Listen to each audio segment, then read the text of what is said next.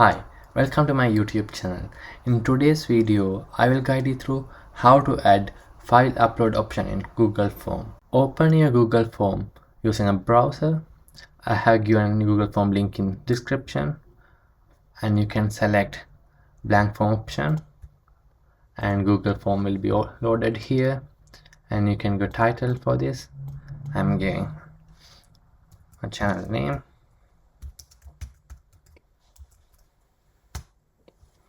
and select the question, and I'm going to upload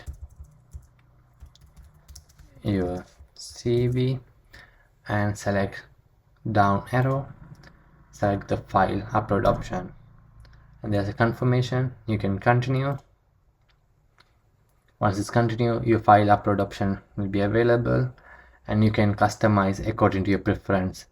So you can select the file type you want to upload. I'm giving spreadsheet, PDF and document, and maximum number of the file I'm giving 1, maximum size of the file 10 MB, and that's it. And you can preview from using this eye icon, and this is how your Google Form will be displayed.